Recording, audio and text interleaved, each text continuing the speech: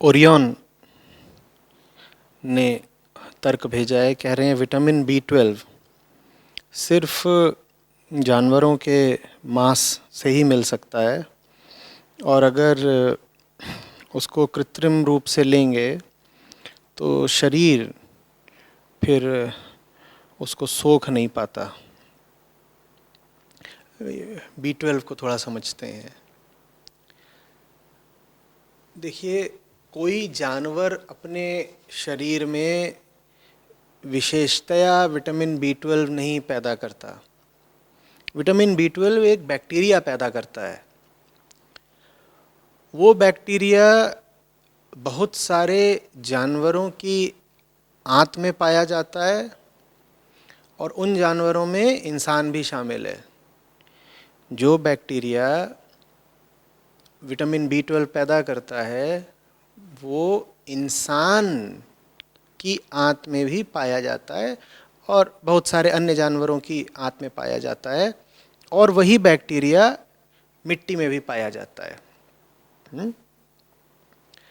तो वहाँ से आता है विटामिन B12। अब सवाल ये है कि इंसान को फिर क्यों नहीं मिलता है विटामिन B12, जब उसके अपने ही शरीर में बैक्टीरिया है जो उसका उत्पादन कर रहा है B12 का।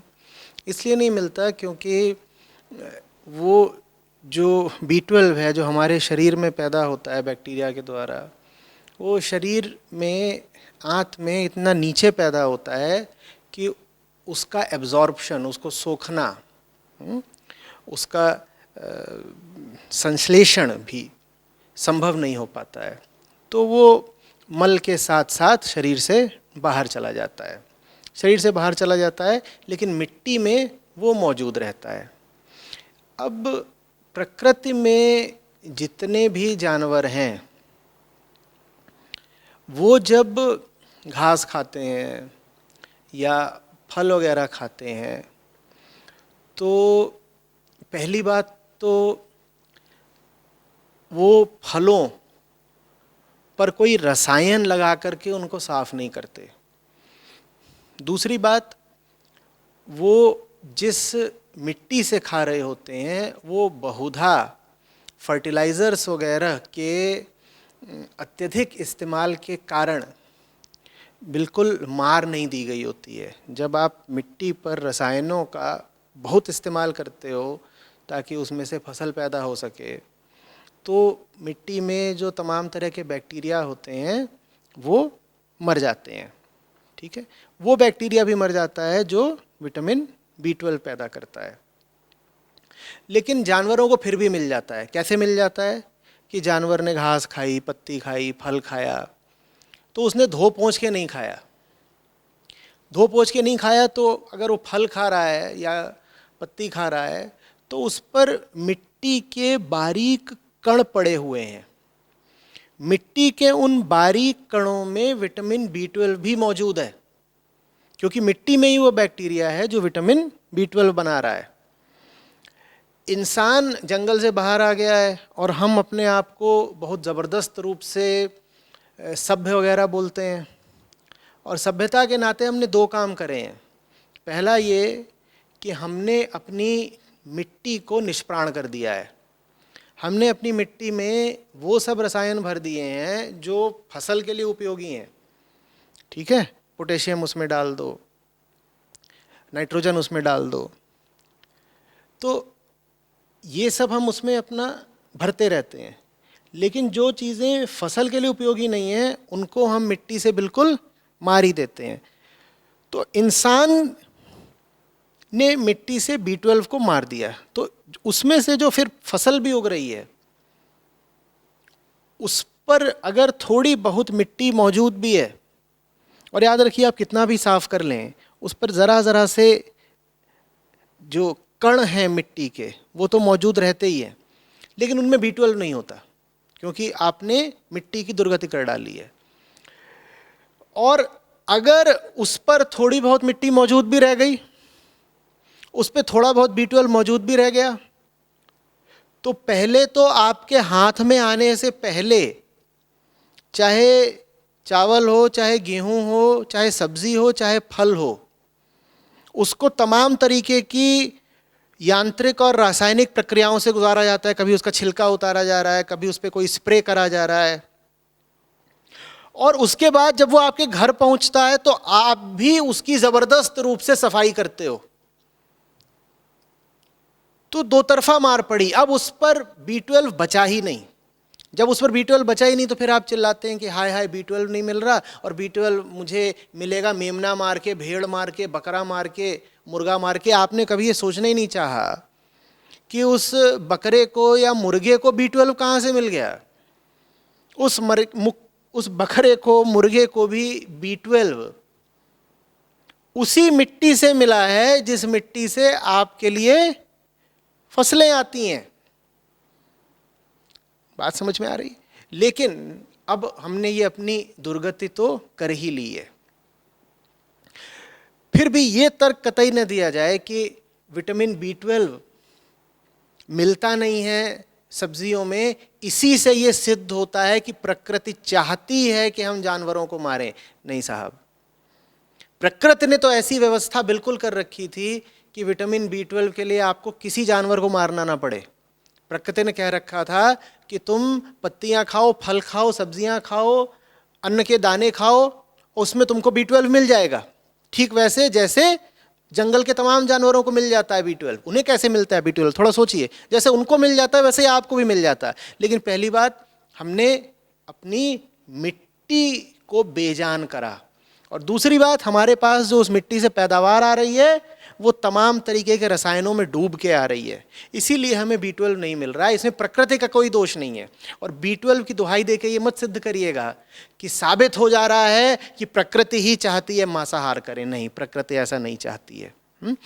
खैर, B12 अब आए कहाँ से? तो उसके लिए आपको सप्लीमेंट्स लेने होंगे, या उसके लिए आपको B12 फोर्टिफाइड फूड लेना होगा। और जैसे मैं ये बोलूँगा, बहुत लोग बिल्कुल चिल्ला पड़ते हो, कहते हैं अरे अरे ये तो कृत्रिम हो जाएगा, हम शरीर में B12 क्या सप्लीमेंट्स के माध्यम से पहुँचाएं? अच्छा, तो अभी ये जो कोविड महामारी फैली हुई है, इसकी जो वैक्सीन बनेगी वो भी तो कृत्रिम है ना, उसको क्यों पहुँचा रहे हो शरीर में?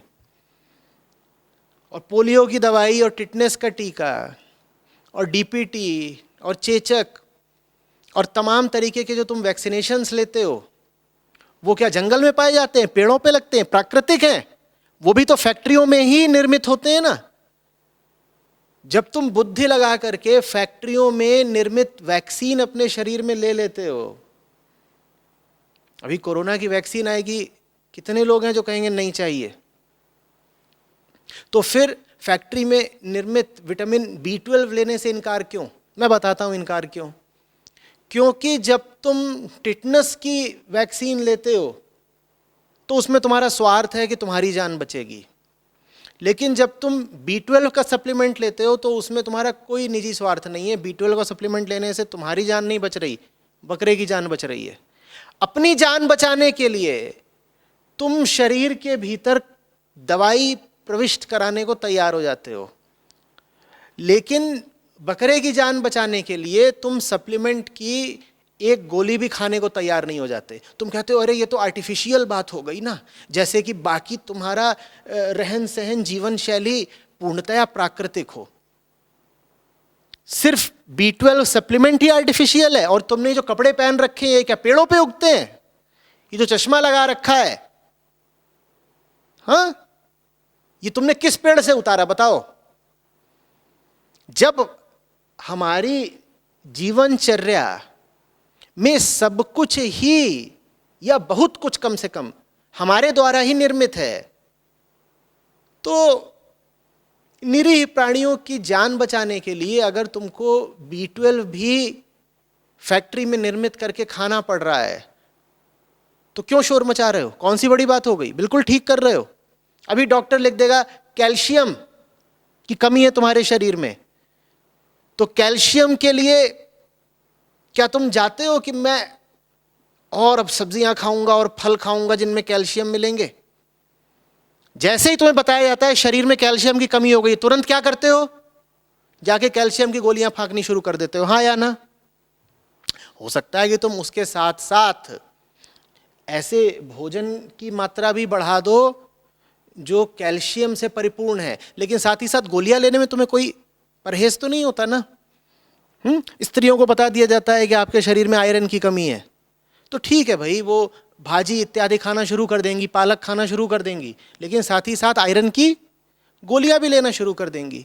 अपने शरीर की बात आई तो तुम्हें गोली लेने में कोई आपत्ति नहीं होती, लेकिन पशु के शरीर को बचाने के लिए B12 लेने में तुम ऐसे हो जाते हो कि अरे देखो मैं वीगन हो गया तो मुझे B12 लेना पड़ रहा है, मेरे साथ बड़ा अत्याचार हो गया, ये वीगन होना बड़े झंझट की बात है, B12 खाना पड़ता है। ठीक है, B12 छोड़ दो, कोविड का टीका भी मत लगवाना।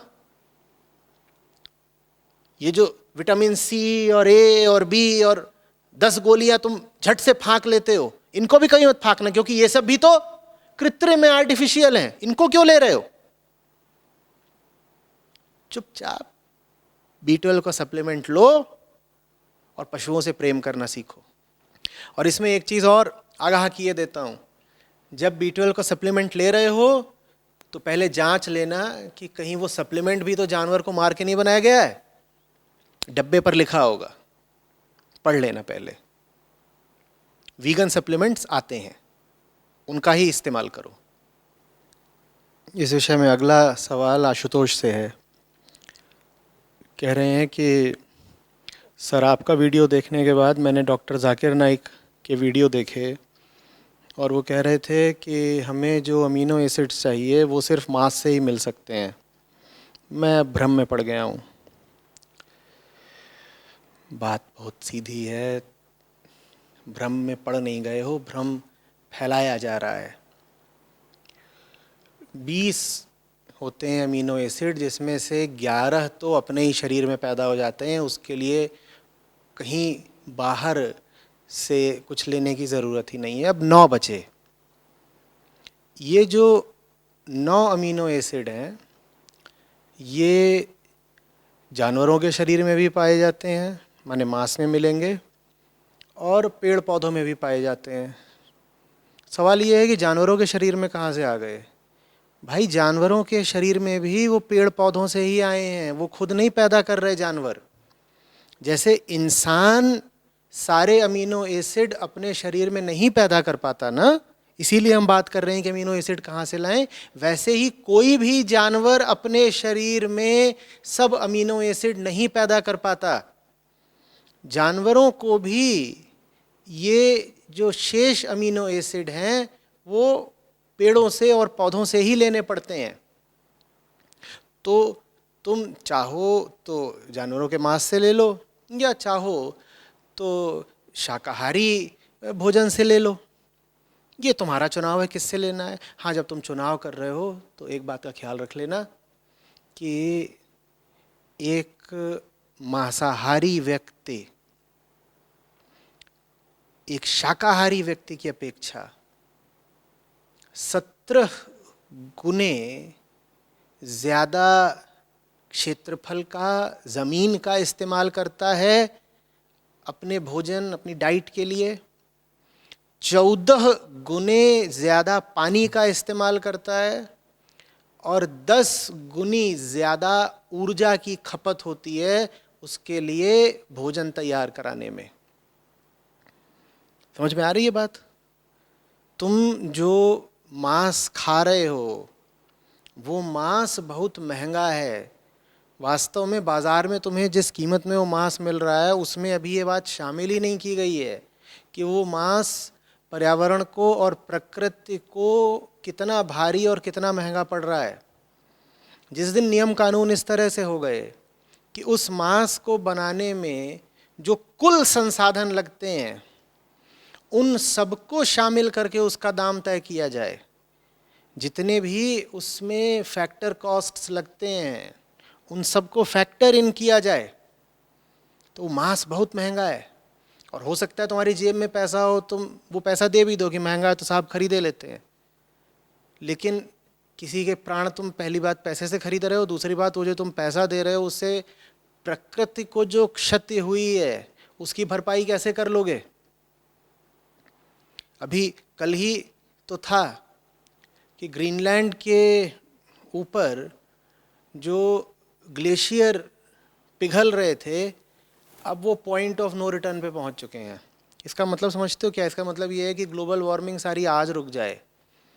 जितना पृथ्वी का औसत तापमान बढ़ गया है, अगर उसे लौटा भी दिया जाए, वापस रिवर्स भी कर दिया जाए, तो भी ग्रीनलैंड पर जो बर्फ़ पिघल रही है वो पिघलनी जारी ही रहेगी और अब उसको रोका नहीं जा सकता। वो चीज़ गई अब हाथ से, तुम कुछ भी कर लो, अब उसे बचा नहीं सकते। उसका मतलब समझते हो क्या है? उसका मतलब ये है कि वो सारी बर्फ़ समुद्र में जाएगी, समुद्र का स्तर बढ़ेगा और दुनिया के दर्जनों शहर डूबने वाले हैं, दर्जनों देश डूबने वाले हैं। और ये सब कुछ प्राथमिक तौर पर हो रहा है मांसाहारियों की कृपा से, क्योंकि उनको या तो ये पता नहीं है या पता होने पर भी नादान अनजान बने रहते हैं कि वो जो खा रहे हैं वो प्रकृति को कितना भारी पड़ रहा है।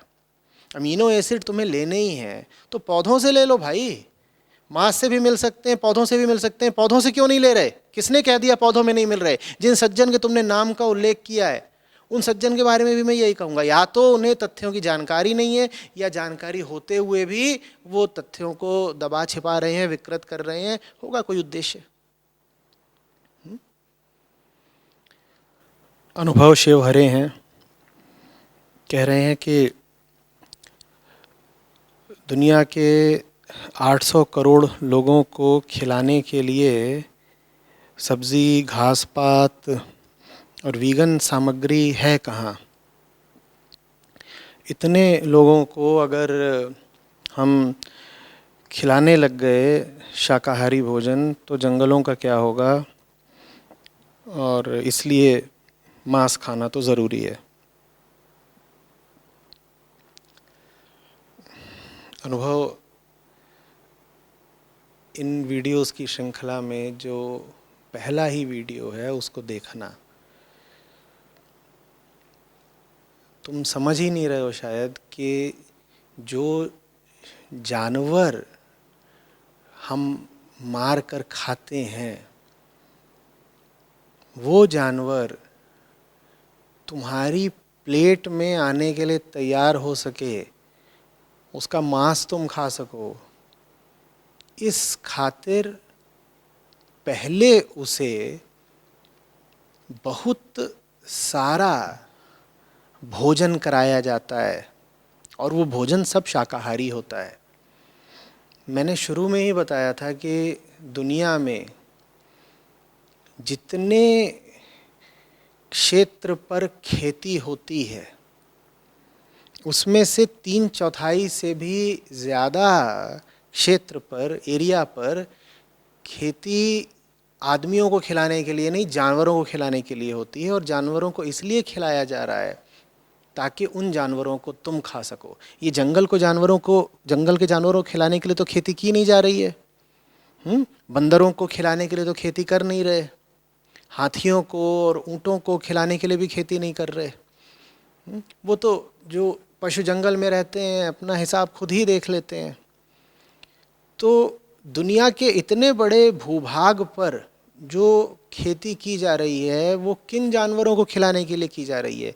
ये वध्य जानवरों को खिलाने के लिए की जा रही है, भक्ष्य जानवरों को, जिनको तुम मार के खाना चाहते हो, जिनको कृत्रिम रूप से तुम स्लॉटर हाउसेस में रखते हो, बड़े बड़े एनिमल फार्म्स में रखते हो और फिर वहाँ उनको खिलाते हो ताकि उनका मांस बढ़े और फिर वो मांस तुम्हारी प्लेट पर आ सके। समझ में आ रही है बात? तो ये कहना कि साहब इतनी जगह कहाँ है खेती की कि सब लोगों को दाना, अन्न, सब्जी, फल खिलाए जा सकें, बड़ी नासमझी की बात हो गई ना। जगह तो बहुत है, खेती के लिए जगह तो बहुत है, पर उस जगह का इस्तेमाल आदमियों को अन्न खिलाने के लिए किया ही नहीं जा रहा। 3/4 से ज़्यादा खेती दुनिया में की जा रही है जानवरों को खिलाने के लिए ताकि उन जानवरों का मांस तुम खा सको। एक बार इंसान ने उन जानवरों का मांस खाना बंद कर दिया तो बताओ क्या होगा? ये होगा कि वो सारी ज़मीन जिसका इस्तेमाल हो रहा था जानवरों के लिए चारा और अन्न उपजाने के लिए, उस ज़मीन का अब तुम इस्तेमाल कर सकते हो इंसान के लिए भोजन पैदा करने हेतु, मान लो सारी ज़मीन का नहीं भी इस्तेमाल कर पाए, उसकी आधी ज़मीन का भी इस्तेमाल कर लिया, तो अभी तो अगर मान लो दुनिया भर में खेती के लिए 100 वर्ग मीटर ज़मीन उपलब्ध है, तो उसमें से आदमियों के खाने के लिए कितनी ज़मीन इस्तेमाल हो रही है खेती में? अधिक से अधिक 23-25 वर्ग मीटर।